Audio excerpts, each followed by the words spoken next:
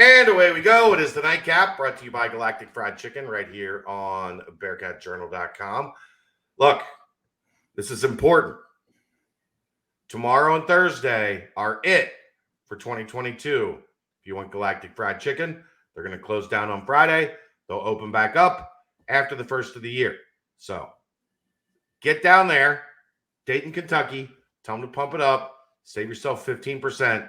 You have Wednesday and Thursday to get your Galactic Fried Chicken fix in before the new year, or else you're going to spend 2 years like it's Sunday and you want Chick-fil-A. Or 2 weeks, sorry. 2 weeks like it's Sunday and you want Chick-fil-A. You're not going to be able to get it. So go. Do it. 2 years. 2 weeks. Shane wouldn't like me saying 2 years. I corrected it. I'm sorry. 2 weeks. All right, Aaron. It's kind of like a housekeeping night. We have done these before, especially through this process. There's just a bunch going on right now as we get ready to get to Christmas break. So I thought it'd be a good night to house clean. Let's start with football.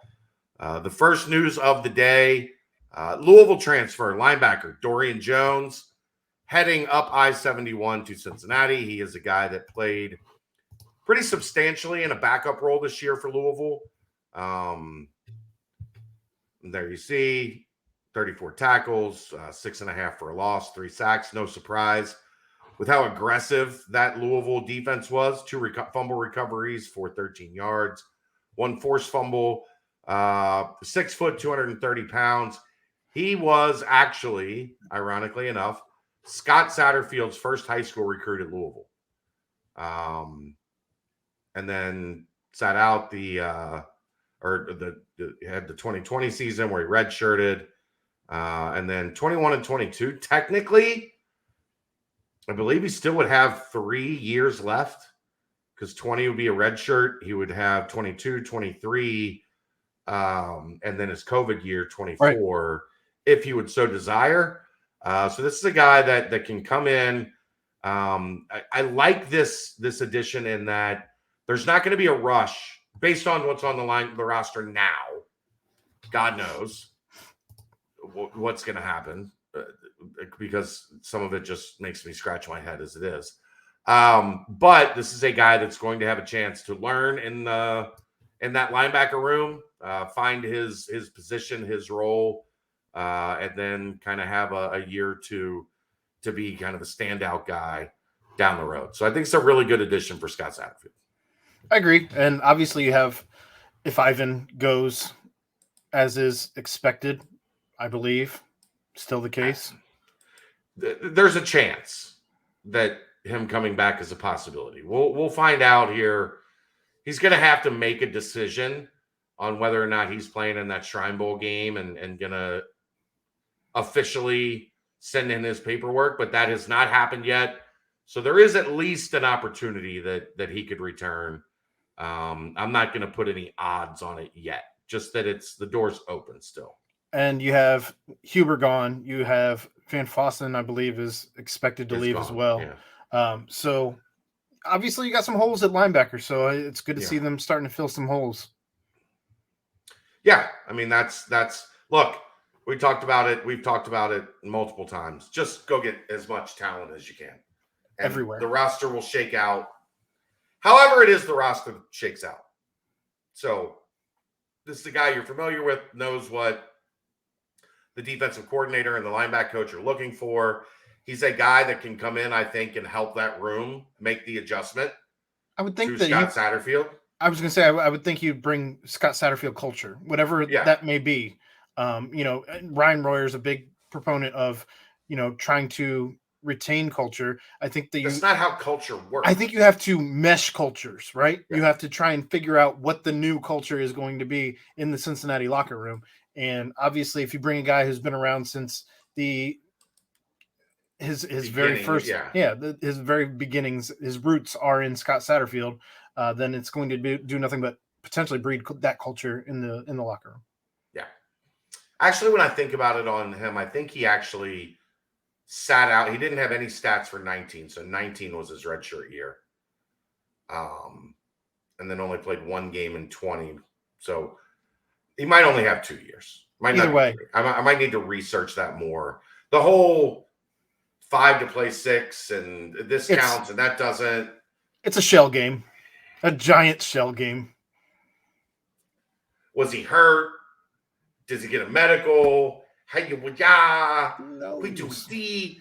The other news from today on that front, transfer portal wise, Will Pauling has entered the transfer portal. Will Pauling, we hardly knew ye. He was a guy that I had a lot of hope for. I had a lot of promise, a lot of belief that he could be a difference maker here in the slot. Kids are going to do stuff that's of their own accord. One guy in media thought he was the best receiver on the roster, and he could have developed into that. Like, we saw enough from him at practice in spring ball and in camp where there were times Will Pauling was electric. He started off strong even this season, where Ben was going to him. I mean, Ben was going to him, but he wasn't making as many plays as maybe he should have. He had a couple key drops, but he was a guy that was immensely talented. So he's going to make somebody happy. I look. There's no slot receivers on the roster. Like, playing time is all you. Like, it belongs. The playing time belongs to you. So that one, I scratched my head a little bit, but look, you can't act like you can make logic of anything that happens at this point in time, because kids are making decisions for a lot of reasons. Sure. So I wish Will well. I do think he could have been a really good player here over the next 2, 3, 4 years at Cincinnati, but he is now no longer part of the future unless something unexpected happens. He's from Illinois. Maybe he goes and joins Malik Elzy in Illinois. Who knows? Did Malik Elzy finally commit to Illinois? Not sure. Who knows? I unfollow kids as soon as they decommit. Like, I'm done with you. I have no time for you in my timeline. Yeah, I don't like, you're not part of the beat that I cover anymore. So, right. I'm with you. Signing day tomorrow. Mick and Dave should have all of that as it develops tomorrow morning. Kelly's got a bunch of stuff tomorrow, so I will be in and out all the way up until Satterfield's got a presser at 1 to announce the class, and then we've got a basketball game tomorrow night, the final out-of-conference game of the season. Mick put a great primer up for what to look for, what to expect tomorrow. Obviously, they haven't kept the whole class together, and you lost another one today in Rohan Davey, who I thought had a chance to be this class's version of Dante Corleone. Like, these guys that every time, if you look the past 5 years, there was always a guy at the bottom of the class that ended up performing like a guy that should have been rated at the top of the class. There were some guys on staff that even said that the guy who's lowest ranked in our class is maybe our top ranked guy that we have in this class. Or at least up there. Like, by their rankings. Yeah.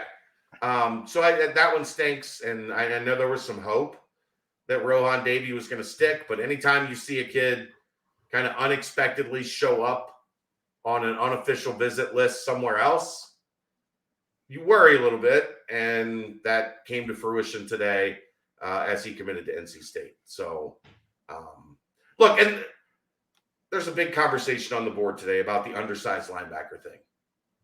This isn't the NFL. This isn't the NFL. There are plenty of 5'10", 5'11" linebackers that are great in college. Sure. You're not at the NFL. It's a major issue. So, like, even if you're projecting Ivan Pace to the NFL, he's 5'9", 5'10", right in that area. It's a problem because everybody in the NFL is a freaking monster. There's not a shot in hell he's drafted before the 4th round. Right.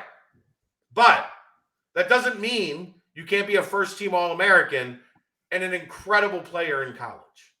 Like, just stop with that. Happens all the time with Ohio State quarterbacks.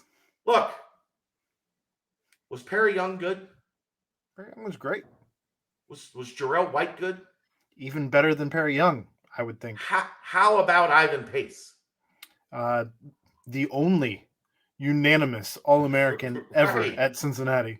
So this whole 5'10" linebackers don't is it harder for them? Sure.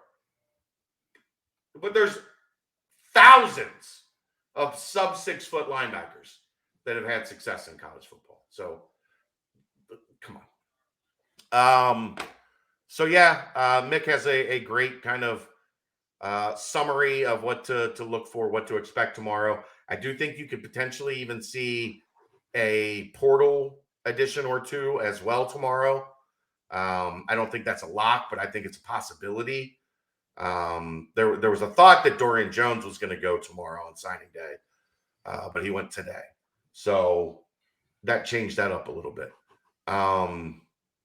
So there's your football kind of house cleaning stuff. I'll show this too just for fun. With the 9 that are currently in the class, along with the 3 transfers, currently Cincinnati sits at 82 overall, 80 in the composite rank, 49 in the transfer rank, and I believe it was 8. So, 8 in the AAC. Again, look at the they're an 87. Like they're 87.63, which is the number one by average. They've got the best class in the American, but they just don't have the number of commits. So I don't get too caught up in that at this point in time because ratings are very much a numbers game. Well, not to mention the roster's in complete flux. Like you can't grade Satterfield on this class. B, you can't grade Luke on this class because whose class is this at this point? It's a I don't know. It's a purgatory class. Yeah. All right, so we did get the numbers on the Wes Miller contract today, thanks to our good buddy Justin Williams. January 1st, he gets a bump from 1.3 to 2.5 for this year. That rolls into April 1st, where he goes up to 2.5, 2.55, 2.6 for April 2024. The big jump is April 1st, 2025, where he goes up to 3.1, and then $100K raise until 2028. Now, this is where, and we talked about this, the buyouts are massive. UC and Wes Miller are married for the next 4 years. Married. They're not getting a divorce. I'll let you finish this. The numbers say the buyout for the university to terminate Wes Miller before March 31st, 2023, $18.15 million. 2024, 15.6. 2025, 13.1. 2026, 9.9. And then in 2027, it drops to 4.69 million if he is fired. If he leaves for another job prior to March 31st, 2023, it's 10 million. March 31st, 2024, 10 million. 2025, 10 million. It doesn't drop below 10 million until 2026 when it's 5. 27, it's 2.5. 28, it's 500,000. There's no buyout in 2029. These two folks are they cut their pinkies and did the blood swear for the next 4 years. Which two folks? John Cunningham and Wes? Yeah. I mean, let's be honest. First off, John's entire career hinges on Cincinnati, Wes Miller and Scott Satterfield. Correct. Absolutely. Yeah. There's no doubt about that. That said, for the people who don't understand why, and I saw this on Twitter in several different places, but for the people who don't understand why the buyouts would be like this, whether fired or bought out from another team, why wouldn't you have it this high? First off, again, you just extended him and gave him a significant raise. You're putting all of your eggs in the Wes Miller basket. And if you're looking for stability, if you're looking to build a culture, build a team, are you really going to try and run him out again in the next year or two? No. In the next 3 years? No. Let him get his guys in here before you're trying to run him out of here. Otherwise, you're going to end up in a situation right where we were a couple years ago. This is both sides committing to each other. This is John Cunningham saying, I believe in you, and Wes Miller saying, I believe in the Cincinnati job. With this ring, I thee wed.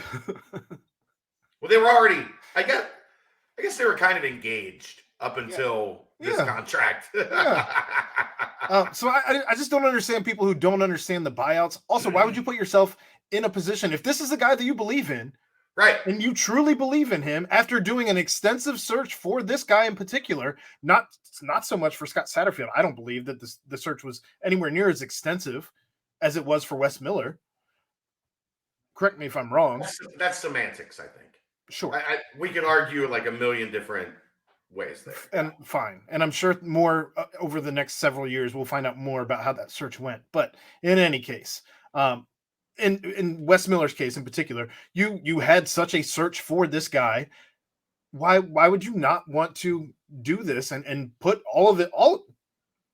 everything is on the line with this guy? Yeah. So it doesn't matter. Like, as long as he's willing to be all in with you, then it works. Because I guarantee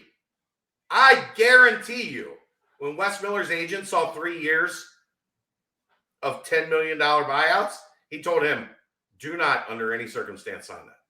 Probably not.